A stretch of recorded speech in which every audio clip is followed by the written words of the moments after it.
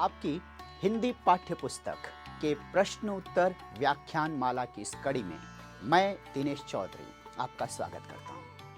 आइए आज हम लक्ष्मी पाठ के प्रश्नोत्तर पर चर्चा करेंगे। तो देखते हैं, एक प्रस्तुत गद्य खंड हमारे समक्ष है, उस पर आधारित एक कृति का प्रश्न है और प्रश्न यह है कि मार के कारण लक्ष्मी के व्यवहार में आया परिवर्तन। अब इस प्रश्न का उत्तर हमें इस प्रस्तुत गद्य खंड में खोजना है। तो आप उत्तर खोजेंगे तो इस तरह से उत्तर पाएंगे, लेकिन सावधानी हमें यह रखनी है कि इस पूरे वाक्य को हम ज्यों का त्यों नहीं लिख सकते।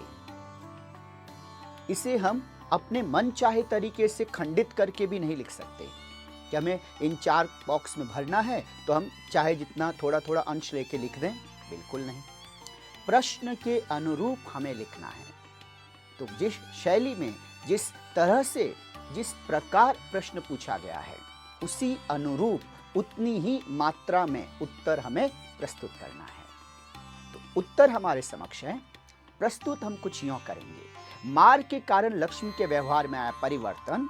क्या परिवर्तन आया? तो गले की रस्सी तोड़कर खूंटे से आजाद होने का प्रयास करना, इसके पश्चात उछलना कूदना, तत्पश्चात भयभीत होना और घबरा जाना, और जो भी उसके पास जाता उसे सिर हिलाकर मारने की कोशिश करना। ये लक्ष्मी के व्यवहार में परिवर्तन आया जब उसकी बेदम पिटाई हुई। इस तरह से प्रस्तुत प्रश्न के उत्तर को आपको पेश करना है। बढ़ते हैं अगले प्रश्न की तरफ, और यह प्रश्न है कि हमें यहाँ पर गद्यांश से ऐसे 2 प्रश्न तैयार करने हैं जिनके उत्तर निम्नलिखित शब्द हों। शब्द है रोगन। यह उत्तर के तौर पर आना चाहिए, तो इसे उत्तर बनाए ऐसा प्रश्न तैयार करना है। तो प्रश्न कुछ यूं होगा, रमजानी ने गाय की चोट पर लगाने के लिए क्या दिया? इस क्या का उत्तर है रोगन। तो इस तरह से आप प्रश्न लिखेंगे। क्या शब्द को अंडरलाइन कर लीजिएगा, अधोरेखांकित कीजिएगा और दिया के बाद प्रश्न सूचक चिन्ह। इस तरह से एक सटीक प्रश्न आपने लिखा। अगला शब्द है रहमान। यह उत्तर के तौर पर आना चाहिए। तो देखिए, इसके लिए एक प्रश्न निर्मित हम करेंगे।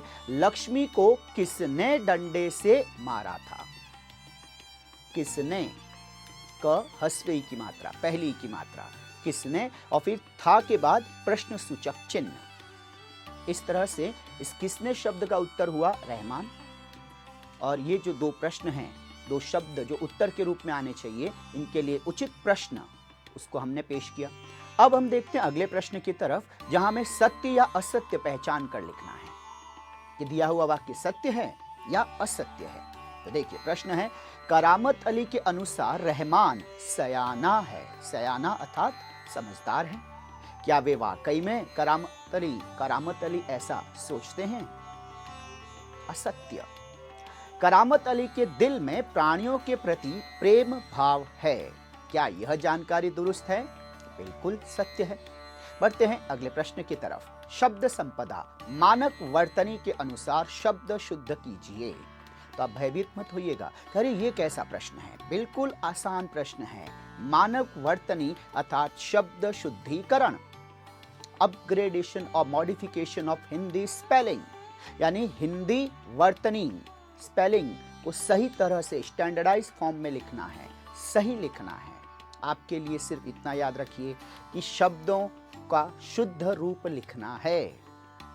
तो देखिए, शब्द दिया है आपको, यानी ऐसे प्रश्नों में आपके लिए जो प्रश्न होगा वह हमेशा गलत शब्द होगा, उसे सही करके लिखना है।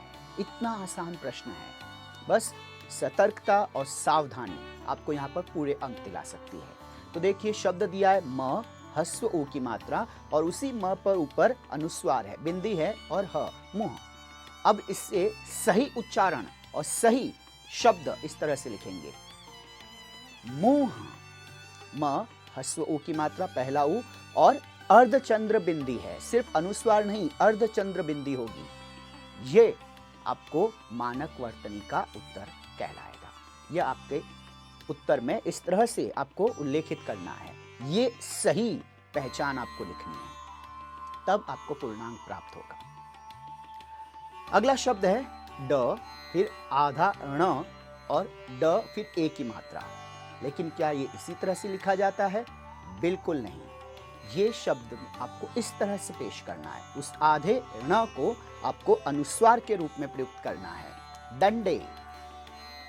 इस तरह से मानक वर्तनी आपको सटीक आपका निरीक्षण, आपका ऑब्जर्वेशन कि आप शब्दों को कितनी बारीकी से देखते, समझते, लिखते और उच्चारण करते हैं, यह इस प्रश्न की खूबी है। इस तरह से आप इस प्रश्न को समझेंगे तो अवश्य ही आपकी भाषा भी शुद्ध होगी। आप जो बोलेंगे वही लिखेंगे और जो आप लिखेंगे वैसा ही उच्चारण किया जाएगा। तो भाषा शुद्धि के लिए एक महत्वपूर्ण प्रश्न, मानक वर्तनी। लिंग बदलिए, हिंदी में स्त्रीलिंग अथवा पुल्लिंग। तो यदि प्रश्न पुल्लिंग में है तो स्त्रीलिंग में बदलिए, अथवा स्त्रीलिंग में है तो उसे पुल्लिंग में बदलिए। प्रश्न है गाय, अब इसे, यह स्त्रीलिंग है तो इसे पुल्लिंग में बदलना है, बैल। ब पे आई की मात्रा, 2 मात्राएं ब पर। यदि आपने 1 मात्रा की तो अर्थहीन शब्द यहां पर अर्थहीन हो जाएगा।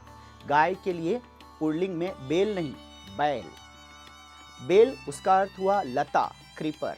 यही स्पेलिंग मिस्टेक्स पूर्णांक पाने से आपको वंचित कर देती हैं, दूर कर देती हैं। सावधानी रखिएगा। गाय, बैल। बीवी, इसका पुल्लिंग रूप होगा मियां। इस तरह से शब्द संपदा के ये प्रश्न हुए। बढ़ते हैं अगले प्रश्न की तरफ और यहां पर हम पाएंगे स्वमत अभिव्यक्ति।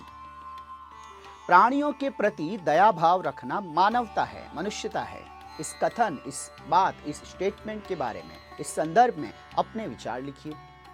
आप कुछ यूं लिख सकते हैं, जिस प्रकार धरती पर मनुष्य को जीने का अधिकार है, उसी प्रकार अन्य प्राणियों को भी जीवन जीने का अधिकार है। प्राणियों के प्रति दया भाव रखना ही मानवता की पहचान है। प्रत्येक मनुष्य का परम कर्तव्य है।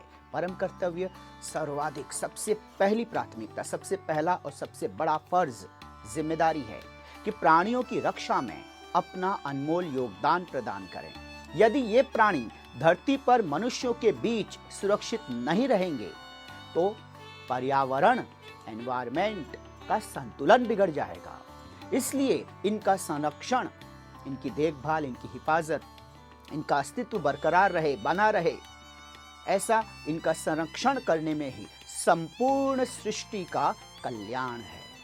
स्मरण रहे, सृष्टि शब्द जब आप लिखें तो हमेशा ह्रस्व ई की मात्रा का ही प्रयोग कीजिएगा। सृष्टि, वृष्टि, दृष्टि, युक्ति, मुक्ति, शक्ति, इन सारे शब्दों में हमेशा ह्रस्व ई की मात्रा। हिंदी में यह स्पेलिंग सावधानी आपको अच्छे अंक दिला सकती है, आपकी अनावश्यक अंक कटौती से आपको बचा सकती है। अब एक महत्वपूर्ण प्रश्न, ये जो प्रश्न है ये आपके लिए 2 अंकों के लिए है। अब यहां पर आपको प्रश्न के अनुरूप इस उत्तर की मात्रा को कम या अधिक करना है। हर उत्तर स्वमत में इतना ही हो आवश्यक नहीं है, आप इसे विस्तार भी दे सकते हैं, लेकिन स्मरण रखिएगा यह आपको समय अवधि में लिखना है। अंक हैं 2 और परीक्षा में आपको इसे समय 4 मिनट में प्रस्तुत करना है। तो अनावश्यक विस्तार कहीं आपके प्रश्न पत्र को पूरा करने में बाधक न बन जाए। गागर में सागर भरना है, कम से कम शब्दों में संपूर्ण, सटीक, आकर्षक जानकारी प्रस्तुत करनी है। इसलिए सिर्फ उत्तर को बड़ा करने में, उत्तर को बड़े रूप में प्रस्तुत करने पर ही जोर मत दीजिएगा। प्रश्न के अनुरूप उसी भाषा शैली में उत्तर प्रस्तुत करने पर आप थोड़ा सा अभ्यास कीजिएगा और मुझे विश्वास है कि आप ऐसा करेंगे तो यकीनन जो आज मेरा विश्वास आपके प्रति है, आप स्वयं इस आत्मविश्वास से संपन्न होंगे कि आप प्रश्न के अनुरूप उत्तर प्रस्तुत करने में सक्षम हैं, समर्थ हैं। अभ्यास कीजिए, मिलते हैं अगले भाग में। धन्यवाद।